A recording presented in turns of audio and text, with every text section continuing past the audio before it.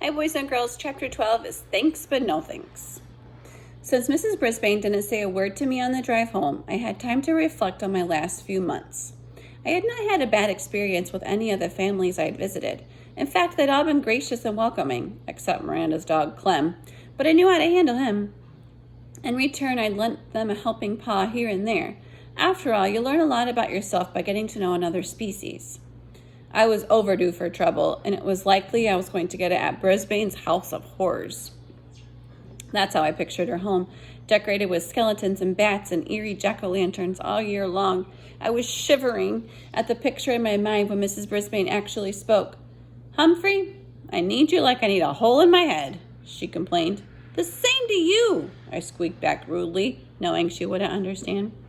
"I don't know what Bert's going to say about you, but whatever it is, it won't be pleasant." "Nothing he says is lately," she continued. "Bert? Who's Bert?"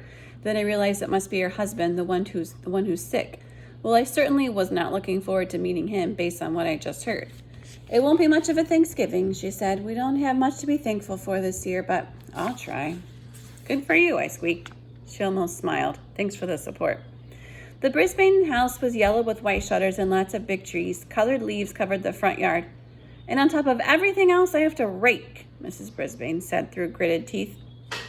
Inside the house was surprisingly cozy, not a skeleton or bat in sight. Lots of pretty pictures on the walls and some big yellow flowers on a vase on the table. "Bert, I'm home," Mrs. Brisbane called out. A few seconds later, an older man rolled into the room in a wheelchair. His gray hair was uncombed and stuck out in places it shouldn't. His chin was covered with gray stubble, and he wore very wrinkled tan pajamas.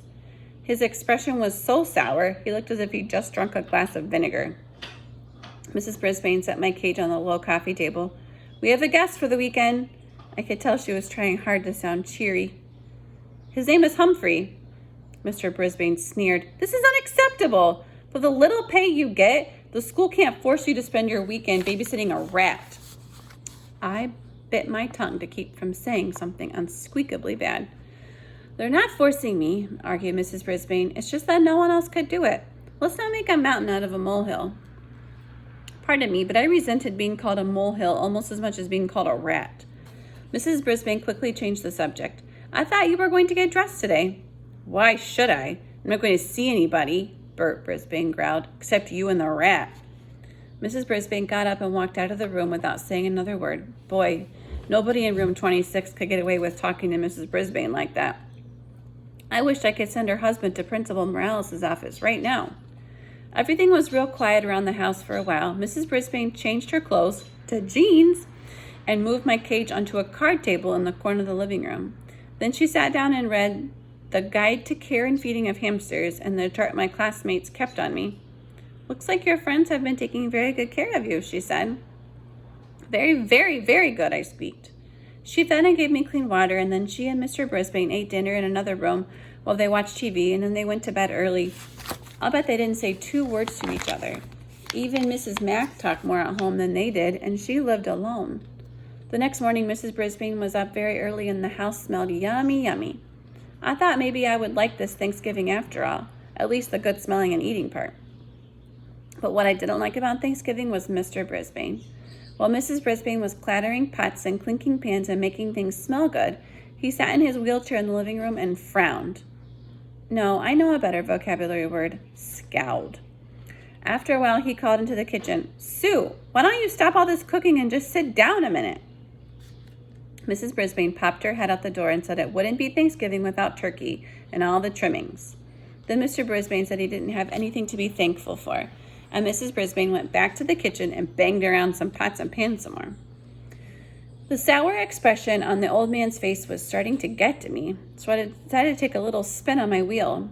I really got that thing at high speed. I was going so fast I couldn't even see whether Mr. Brisbane was smiling or frowning.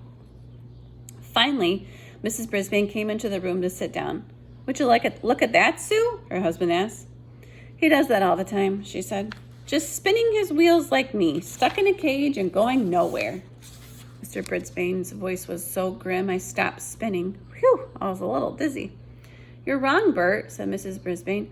"Humphrey's not stuck. He goes everywhere. Every weekend he goes to another house. He eats different food. He gets out of his cage and runs through mazes. He runs and jumps and climbs. You're the one spinning your wheels and going nowhere. You're stuck in a cage, but it's a cage you've made. Well, you could have knocked me over with a feather when I heard Mrs. Brisbane talk that way. Mr. Brisbane was surprised too. Do you think I wanted that car to hit me? Do you think that was my choice? He asked. Of course not, Bert. I'm so grateful you lived through it. That's the point. You're alive, but you sure don't act like it. With that, Mrs. Brisbane got up and went back into the kitchen. Meanwhile, Mr. Brisbane scowled and frowned and glared at me. Finally, Mrs. Brisbane put the food on the dining room table. I watched them eating their dinner from my vantage point on the table in the living room. They ate, but they didn't say much. The food is delicious, Mr. Brisbane finally said. That's the nicest thing I'd heard him say so far. Thank you, Mrs. Brisbane replied. There was a silence just for a while, and then Mr. Brisbane said, just think, last year after Thanksgiving dinner, Jason and I threw the football around the backyard, and now I'm stuck here, and Jason is in Tokyo. Let's call him, Bert, his wife suggested. It's too early there, he said. We'll have to call him later. Football, Jason, Tokyo. You can learn a lot if you stop spinning and start listening. I listened that night while they called Jason, who turned out to be their grown-up son, who was working in Tokyo, which is far, far, far away, even farther than Brazil, according to the map in room 26. Boy, there was more to Mrs. Brisbane than I'd ever dreamed. One was mean to me, one was nice to students, one was a wife, another was a mother, one was a cook, one wore dark pantsuits, the other wore jeans. But which was the real Mrs. Brisbane? That night, as they headed out of the living room and toward the bedroom, I heard Mrs. Brisbane, the wife, say, I know you think I'm being hard on you, Bert, but it really is time for you to think about what you're going to do with the rest of your life. And Mr. Brisbane didn't answer.